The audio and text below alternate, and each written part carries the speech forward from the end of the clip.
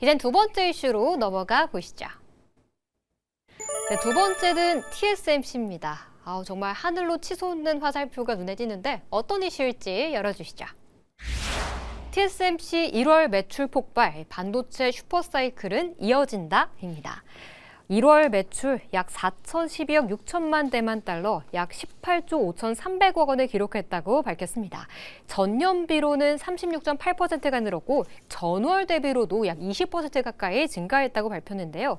반도체 경기는 정말 문제 없다는 걸 좀 보여준 것 같은데 슈퍼사이클은 이어진다고 봐도 될까요? 이어지는 환경은 내년까지도 더 보셔도 될 것 같아요. 사실 TSMC뿐만 아니라 이제 내일 모레 이제 일본의 키옥시아의 또 실적 발표가 있습니다. 여기서 이제 반도체 D램과 낸드의 가격이 어느 정도 오르는지를 좀 확인할 수 있는 부분 대목인데, 반도체 가격 자체는 워낙 강한 상승세를 계속 보여줄 거라고 보고 있고요. 설 연휴가 끝난 이후에도 이번 달 26일에 엔비디아 실적 발표가 있고 다음 달에 이제 GTC 2026 이벤트들이 굉장히 많이 있어요. 반도체 업계에 굉장히 훈풍을 넣어줄 수 있는 신제품 출시, 베라루빈도 그때 공개가 될 거고, 이 베라루빈에 들어가는 HBM4, 삼성전자에서 세계 최초로 양산하는 것들도 기대감들을 계속 심어 넣어주는 요인들도 당분간 반도체의 강한 상승은 계속 기대해 볼 수 있는 포인트인데, 중요한 건 이제 큰 흐름에서 반도체 업황이 어떨 거냐 생각을 해보게 되면은 요즘 삼성전자랑 SK하이닉스가 본격적인 이제 증설 이야기가 나와주고 있습니다. 근데 증설도 증설이지만 당장에 이제 첨단 반도체 생산하기에는 양산 체제까지 가는 데는 시간적인 부분이 걸리다 보니까 지금 진행하려고 하는 거는 전환 투자가 우선이에요. 기존의 레거시 반도체 만든다는 것들을 생산을 이제 최첨단 반도체 생산 라인으로 전환하는 그 투자를 하겠다는 건데, 그동안 안 하다가 이렇게 본격적으로 물량을 증가시킬 수 있는 투자를 하겠다라는 이유가 뭘까 생각을 해보게 되면은 이미 안전 마진이 확보가 돼 있습니다. 그러니까 내년까지 삼성전자 가지고 이야기를 드려보면은 내년까지 이미 확정된 물량들이 가득 차 있어요. 지금 가격이 오른 상태를 가지고 계약을 한 것들이 내년까지 물량 나갈 것들이 많이 있는데, 여기서 추가 주문들이 더 들어오고 있다 보니까 이제는 가격 상승 효과를 받을 만큼 받았고 더 받을 수 있는 환경인데, 이제는 물량까지 늘리면은 실적은 더 폭발할 수 있겠구나. 그렇죠. 이런 판단 때문에 본격적으로 전환 투자를 시작하는 거기 때문에 지금 이 반도체 슈퍼사이클은 쉽게 끝날 구간은 아니고, 여기서 또 하나가 이제 대규모 증설 투자를 이제서야 시작하는, 전환 투자도 시작하는 단계이기 때문에 작년까지는 이 가격의 상승 효과로 인해서 대표적인 기업 삼성전자랑 SK하이닉스 중심으로 주가가 올랐던 것들이 이제는 본격적인 소재, 부품, 장비, 소부장 업종들에게도 올해 하반기부터 이익 가시성이 급격하게 나아질 수 있는 구간이니까 올해는 소부장 중심으로 조금 더 집중해도 괜찮은 포인트가 많이 있다는 것도 참고하시면 될 것 같습니다.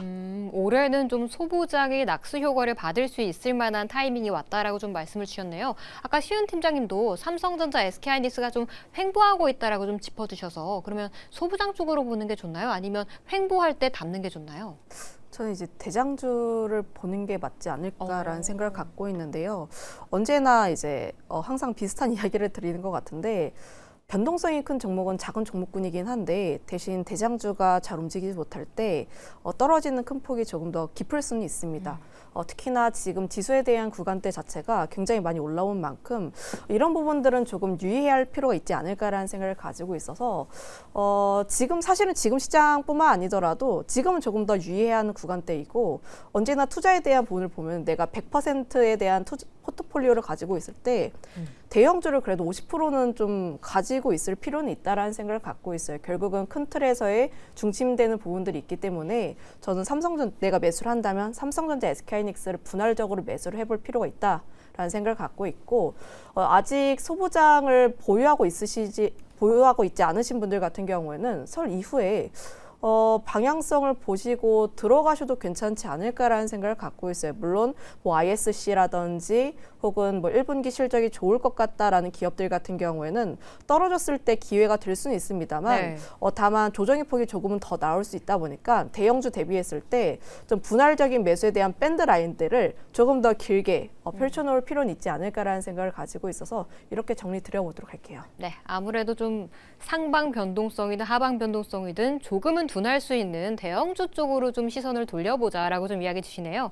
태우 매니저님이랑 조금 더 반도체 이야기를 해보자면 네. 저번에 말씀 주셨던 유니테스트도 그렇고 네. 이 원익 IPS도 그렇고 오늘 반도체 소부장주들은 네. 전반적으로 좀 약세를 보였거든요. 그렇죠. 그러면 지금이 기회인가요? 아니면 조금 더 봐야 되나요? 지금 기회가 맞습니다. 오, 그러면 제가 딱 가시적으로 그냥 차트 보면서 설명 한번 드려볼까요? 네. 요거 보시면 될 것 같은 게 코스피의 일봉 차트를 잠깐 보여드릴게요.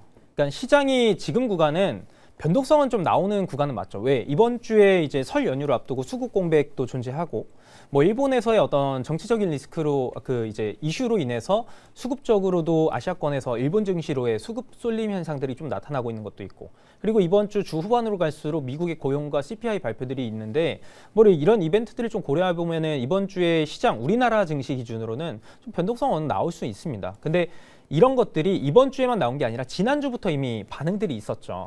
보시면은 월요일장에서 주가가 장중 낙폭이 거의 6% 가까이 나왔습니다. 네. 그리고 이제 되돌림을 화요일, 수요일 날 강하게 보여줬고 그리고 이제 또 목요일 날, 금요일 날도 마찬가지로 상승분을 좀 반납하면서 목요일 날 고점 대비했을 때 금요일 날 저점 기준으로 한 7% 이상 또 지수가 밀렸던 거예요. 이게 개별 종목이 아니라 지수의 일봉 차트인데 오늘도 일부 좀 변동성은 나왔습니다만 보시게 되면은 그 변동성에 대한 폭 자체가 지난주보다는 점점 줄어들어가고 있습니다. 무슨 얘기냐면은 시장의 어떤 학습 효과가 내성 그리고 이 변동성을 보여줬던 수급적인 요인들이 이미 지난주에 좀 강하게 작용을 했기 때문에 이번 주에 변동성이 나오는 구간은 지난주보다는 좀 적은 수준의 변동성을 계속 보여줄 것이고 지난주에 이 변동성이 나왔을 때 제가 말씀드렸던 부분처럼 반도체 소부장 같은 그런 기업들의 주가 낙폭 그 저점 매수를 잘 잡으셨으면은 오늘 같은 경우도 변동성 나와도 수익권으로 가져가실 거예요. 네. 근데 점점 이제 그 기회의 강도, 그러니까 변동성을 활용하는 시장은 지금 좋은 장인데 그 변동성의 폭 자체가 지난주보다는 그렇게 크진 않을 거다라는 말은 저점 매수 찬스를 지난주만큼 활용하기는 좀 더 떨어진다라는 겁니다. 그래서 어쨌든 중요한 부분은 이런 흐름들을 봤을 때는 어느 구간에서라도 반도체 소부장이 설 연휴 전이 됐든 설 연휴 후가 됐든 즉각적으로 이제 시장에서의 어떤 이익 모멘텀이 가장 가시적인 부분이기 때문에 언제든지 반응이 나올 수 있습니다. 그래서 괜히 뭔가 주가 조정을 더 기다린다라기보다는 조금이라도 변동성이 나올 때 그냥 과감하게 전략을 잡고 반도체는 접근하는 게 지금 시장에서는 가장 좋은 전략이 될 수 있다라고 저는 보고 있습니다.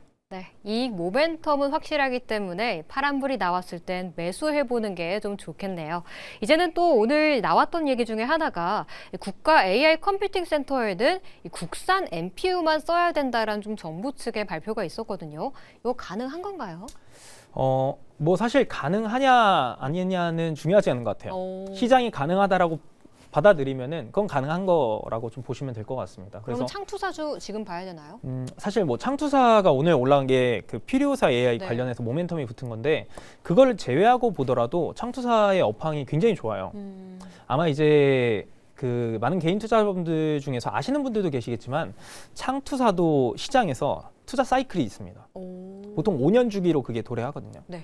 딱 직전에 이제 가장 창투사들이 활발했던 구간이 2020년, 21년이에요. 이때 무슨 일이 있었냐면은 코로나 때였죠. 네. 코로나 때 유동성이 폭발했었습니다. 네. 그때 증시 호황이었죠. 그때마다 시장에서 나오는 전형적인 흐름들은 나 이때 상장할래.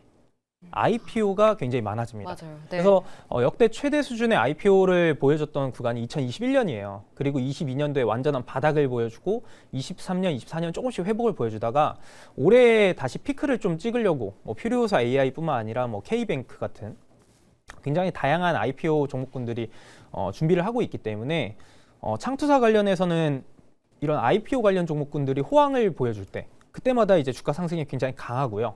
두 번째로는 이제 코스닥의 어떤 활성화 정책들이 매 어떤 특정 정부가 도래할 때마다 뭐 특례 상장 요건을 좀 완화시켜주거나 이런 것들 덕분에 상당히 강한 상승 흐름들을 좀 보여줍니다. 그 주위에 보통 한 이제 5년 정도 통계를 내보게 되면 나오는데 그런 이제 환경을 좀 고려해 보면은 올해 이제 창투사 관련해서의 랠리는 좀 더 기대해 보셔도 좋을 것 같고요.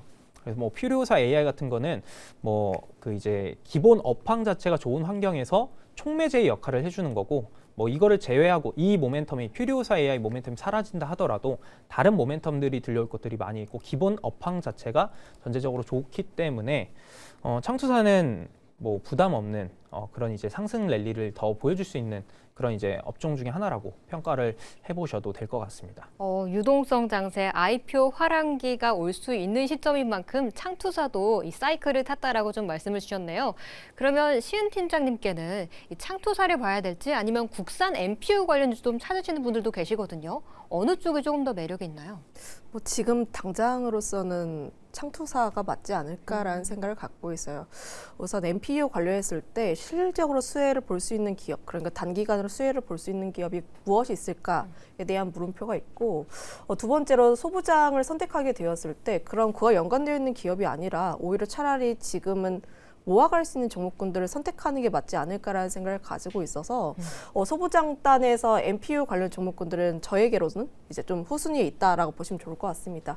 그럼 창투사 관련했을 때도 저 역시도 추가 상승에 대한 가능성이 크지 않을까라는 생각을 갖고 있는데 결국은 정부가 밀어주는 정책에다가 더해서 지금 시장 자체가 유동성이 굉장히 맞을 수밖에 없는 구간대라고 보시면 좋을 것 같아요. 그리고 사실 이런 창투사 관련 기업들이 시총이 그렇게까지 크지는 않습니다. 시총이 작고 이런 테마성이 좀 짙은 종목군들 같은 경우에는 사실 이번 주에 그래도 좀 이슈가 될 가능성이 높은 게 설 전이다 보니까 결국은 대형주보다는 작은 종목군들 혹은 테마주로서의 이제 수급 쏠림이 나오지 않을까라는 생각을 가지고 있어서 이런 점들을 한번 체크를 해볼 필요가 있다라고 생각을 하고 있어요. 이번 주에는 그래도 단기 트레이딩 측면에서라도 볼 수 있다라고 말씀 주셨습니다.